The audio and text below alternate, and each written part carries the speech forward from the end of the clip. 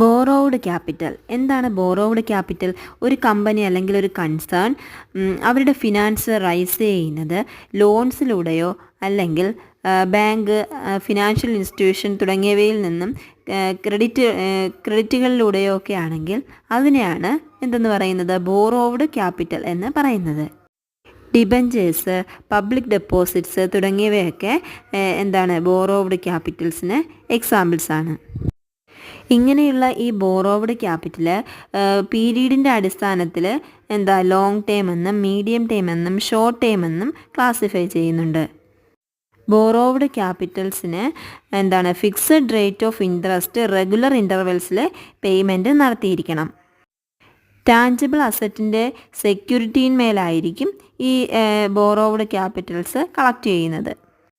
ഈ ലെൻഡേഴ്സ്, അതായത് ഈ ഡിബഞ്ചർ ഹോൾഡേഴ്സും ഈ ബാങ്ക്സും അവർക്കൊന്നും ആ കമ്പനിയിൽ കൺട്രോൾ ഉണ്ടാകത്തില്ല. അവർ is not treated as owners of the company. അവരുടെ ആ കമ്പനിയുടെ ഓണേഴ്സായിട്ട് കണക്കാക്കത്തില്ല. റിയൽ ഓണേഴ്സ് എന്നറിയപ്പെടുന്നത് ആരാണ്? ഇക്വിറ്റി ഷെയർ ഹോൾഡേഴ്സാണ്. അല്ലാതെ ലെൻഡേഴ്സിന് ആ കമ്പനിയിൽ ഒരു കൺട്രോൾ ഉണ്ടാകത്തില്ല. അവർ ആ കമ്പനിയിലെ ഓണേഴ്സായി ട്രീറ്റ് ചെയ്യത്തും ഇല്ല. ഇനി എന്താണ് ഡിബഞ്ചേഴ്സ് എന്ന് നോക്കാം. Debenture refers to borrowings. ഡിബഞ്ചേഴ്സിനെ ബോറോവിങ്സ് എന്നാണ് അറിയപ്പെടുന്നത്. ഈ ഡിബഞ്ചർ ഹോൾഡേഴ്സ് കമ്പനിയുടെ ക്രെഡിറ്റേഴ്സ് ആയിരിക്കും. അവർക്ക് കമ്പനിയിൽ വോട്ടിംഗ് റൈറ്റ് ഉണ്ടാകത്തില്ല. കമ്പനിയുടെ പോളിസി മേക്കിങ്ങിൽ കൺട്രോളും ഉണ്ടാകത്തില്ല. ഈവൻ കമ്പനി ലോസിലാണ് പ്രവർത്തിക്കുന്നതെങ്കിൽ പോലും ഈ ഡിബഞ്ചർ ഹോൾഡേഴ്സിന് ഫിക്സഡ് റേറ്റ് ഓഫ് ഇൻട്രസ്റ്റ് കിട്ടിയിരിക്കും. അടുത്തത് ഡിബഞ്ചേഴ്സിൻ്റെ ടൈപ്സ് ഏതൊക്കെയെന്ന് നോക്കാം. Registered debenture, bearer or unregistered debenture, secured debenture, unsecured debenture, redeemable debenture, irredeemable debenture and convertible debenture.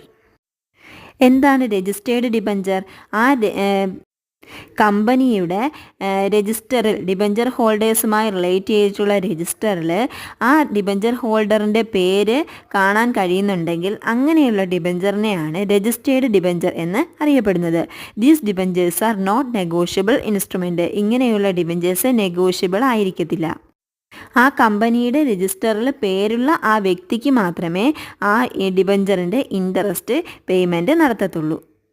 അടുത്തത് അൺരജിസ്റ്റേർഡ് ഡിബഞ്ചർ. ഇതിനെ ബിയറർ ഡിബഞ്ചർ എന്നും അറിയപ്പെടുന്നു.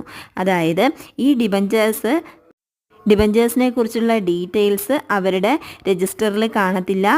ആരുടെ കയ്യിലാണോ ആ ഡിബഞ്ചറുമായി ബന്ധപ്പെട്ടിട്ടുള്ള ഇൻസ്ട്രുമെൻ്റ് ഇരിക്കുന്നത് അയാൾക്കായിരിക്കും ഇൻട്രസ്റ്റ് പേയ്മെൻറ്റ് നടത്തുന്നത്. The person who will possess dum.